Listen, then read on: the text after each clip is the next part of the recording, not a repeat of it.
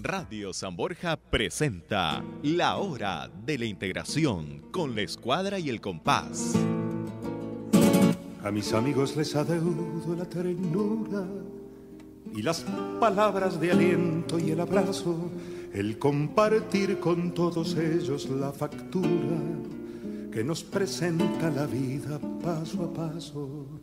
A mis amigos les adeudo la paciencia de tolerarme las espinas más.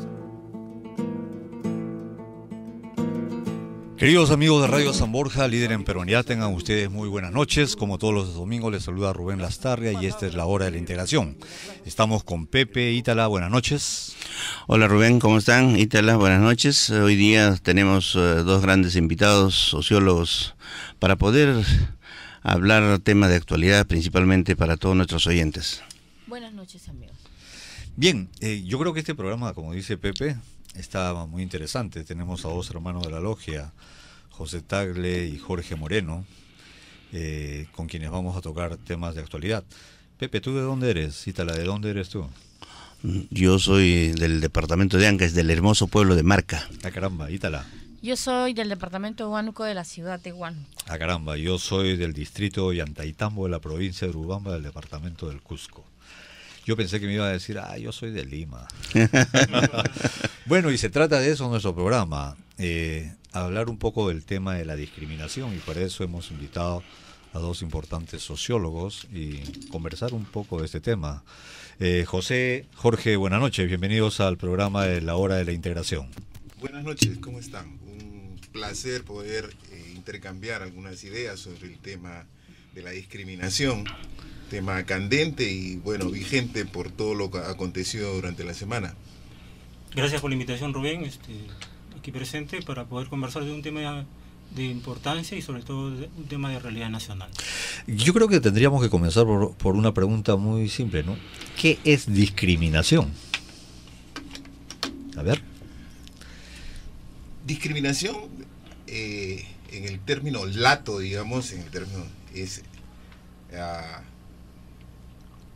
diferenciar entre las personas, hacer o generar diferencias entre las personas.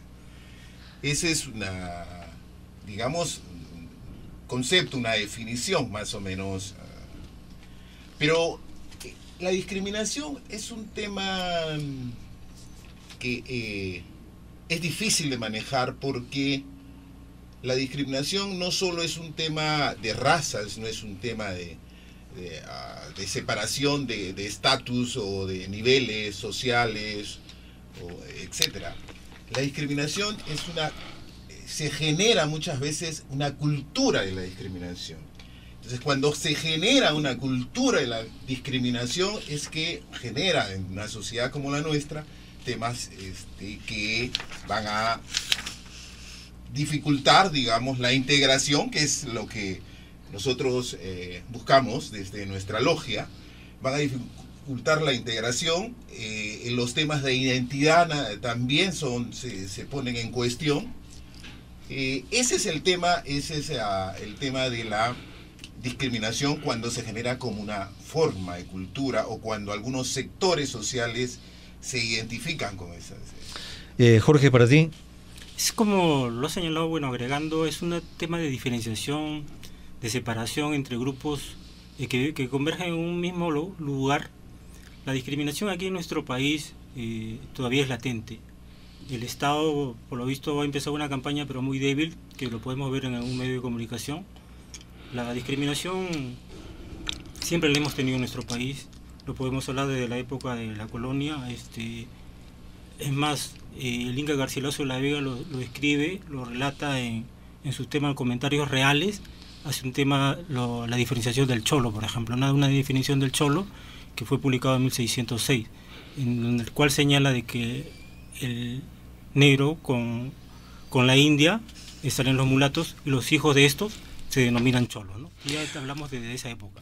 Precisamente, Jorge y José, tratándose de un país tan pluricultural, multilingüe como el nuestro, tratándose de una un país donde convergen muchas razas. Se dice que del 100%, 78% somos mestizos, casi un 20% también son nativos o indígenas, y hay chinos, hay japoneses, hay europeos, con un 1% aproximadamente, que es una minoría completa. Entonces, ¿cómo es que ustedes como sociólogos, cómo es que han visto por qué en nuestro país siempre sigue arraigado el racismo, principalmente la discriminación racial? Comentaba anteriormente, es un tema cultural. Cuando hablamos de cultura es un conjunto de costumbres que se imponen en algunos sectores sociales. Por eso todavía encontramos esa diferencia, porque creemos, los diversos sectores sociales que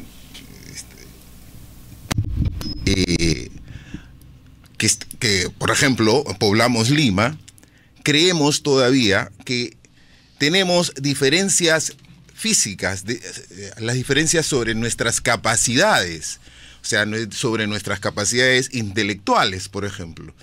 Hay un dicho muy popular, ustedes lo conocen, bueno, el negro solo piensa hasta las 12. O sea, ya eso va marcando la diferencia. O sea, se cree que hay una diferencia de capacidades intelectuales. Y yo escucho muchos adjetivos, como por ejemplo, a los cholos hay que enterrarlos boca abajo, ¿no? Son adjetivos que van generando ciertos, no son culturas, no podría, definirlas estrictamente como culturas, pero sí sectores que se identifican con estos comportamientos, ¿no? Por ello, todavía es una sociedad nuestra multicultural, debiera generar un tema que desde hace algunos años se está insistiendo, es generar identidad, una identidad nacional, o el Estado-nación que se llama, ¿no? Eso todavía es tema de un trabajo muy fuerte en las escuelas, en los medios donde se educa. Yo creo que todavía necesitamos hacer un trabajo intenso sobre eso, ¿no? Jorge, ¿y tú no crees que está arraigado no solo socialmente, científicamente, cómo lo puedes definir? Mira, este es un tema muy, muy complejo, y nuestra sociedad está muy enraizada. Yo tocaba el tema lo mencioné a los comentarios reales, personajes de nuestra historia también lo tocan, como por ejemplo Arguedas, también toca el tema del cholo, y lo describe, por ejemplo, para ir avanzando. En los años 20 él hace un análisis de la realidad del Perú, y toca al cholo y lo señala como, por ejemplo, era una persona que llega a la ciudad y que causaba extrañeza, que era observado, era mirado como una persona extraña dentro de la sociedad. Entonces, él el personaje, porque él narra su historia, él era el personaje que ve que el provinciano de aquel lugar, cuando ve que izan el pabellón nacional, se quita el sombrero y se para, porque según él creía de que si no lo hacía, le iba a pasar algo. Entonces, eso se ha arraigado en nuestra sociedad. Lo tenemos desde hace muchos años y lo seguimos, y quiero ir avanzando en este sentido porque a raíz de los años, la década del 50, por ejemplo, cuando se crea el eje costeño en Lima, donde se le da mayor fuerza a la capital, a la ciudad de Lima, y por un momento se desplaza a la provincia, a los pobladores que quedaban en la sierra detrás de la cordillera de los Andes. El peruano, el limeño, el costeño comienza a mirarlo al provinciano como el desplazado, como el abandonado, como el sucio, como el enterrado, como el marginado. Entonces, ahí, desde esa época, se va creando esa impresión de lo que hoy día podríamos decir el otro Perú. El otro Perú se va creando desde ese momento, entonces se va marcando una gran diferencia.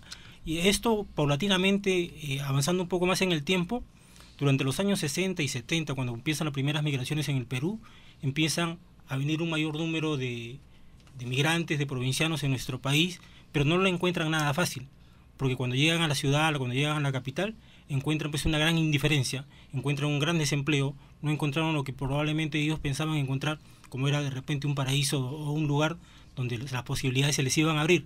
Encontraron todo lo contrario, pero al encontrar toda esa muralla, toda esa indiferencia, toda esa separación, entonces comenzaron a buscar y a crear sus propias necesidades. El provinciano comenzó a crear sus redes sociales, sus propias redes, su intercomunicación entre grupos, y generalmente, como vemos en la ciudad, se fueron organizando en el casco urbano, que antes se le llamaba los conos, ¿no? Que hoy son Lima Este, Lima Norte. Entonces se fueron organizando, y en determinados lugares podemos ver que en la ciudad de Lima, en determinados lugares hay gente que procede de Ayacucho, de Huancavelica, de Huancayo, entonces en determinados lugares. Pero esto se fue dando desde ese inicio, paulatinamente se ha ido creando, pero trajeron todas sus costumbres, que hoy día muchos de nosotros a veces criticamos, pero sin embargo disfrutamos de su arte, de su cultura.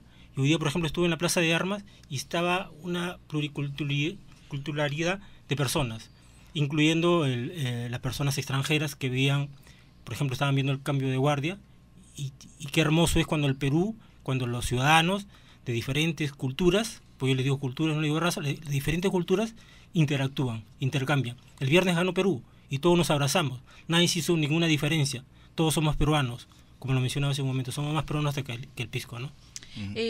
Yo quería hacerles una pregunta. Si bien es cierto, el racismo y la discriminación casi vienen a ser lo mismo, porque es un poco de separar a alguien por no ser o del color o del estatus, ¿no? de las personas. Mi pregunta iba por este tema. Como tú has dicho, este tema empieza en casa y está enraizado en nuestra sociedad. Cuando nosotros vemos que tenemos un personal de servicio, empezamos por discriminar y decir, ¿sabes qué? Tú tienes que comer en la cocina, tú no puedes comer la comida que nosotros comemos. Ahí los padres estamos dando ya los primeros ejemplos de discriminación, ¿no es cierto?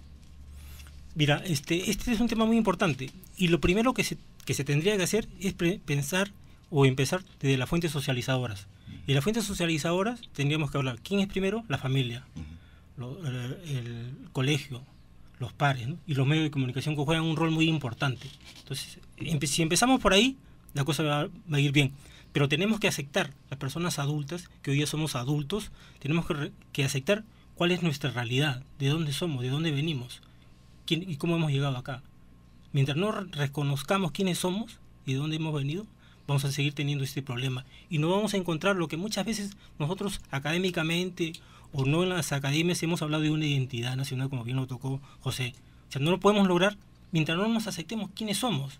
Entonces hablamos de una corriente integracionista latinoamericana, pero mientras nosotros mismos, en comunidades pequeñas, en grupos, nos discriminamos, el negro discrimina al cholo, el cholo discrimina al negro, el blanco lo discrimina a todos, y todos nos discriminamos, nos choleamos, cholos con diferentes adjetivos. Entonces ahí nace el gran problema. Mientras nosotros no aceptemos y empecemos desde la fuente socializadora, como bien te lo has tocado tú, la madre, el padre, eduquemos a nuestros hijos, esto no va a cambiar. Dígame, ¿y la inmigración puede ser un argumento para estos aspectos racistas?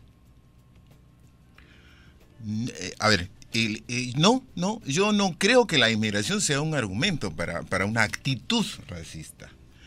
La inmigración, por el contrario, hoy, si nosotros leemos a Matos Mar, un sociólogo importante, estudioso peruano, en su libro Desborde Popular, lo que hace es reflejar cómo los migrantes de la sierra, especialmente, han sido quienes han puesto, digamos, quienes han tenido los mayores emprendimientos. Si los migrantes han tenido los mayores emprendimientos, podemos concluir que la migración no es una justificación para la discriminación. Por el contrario, habría que agradecer esta simbiosis cultural de la que podemos ser partícipes todos los peruanos. Es decir, esta mixtura, esta riqueza cultural que podemos tener. Bien, vamos a ir a nuestro primer corte comercial y retornamos con la hora de integración, siempre por Radio San Borja.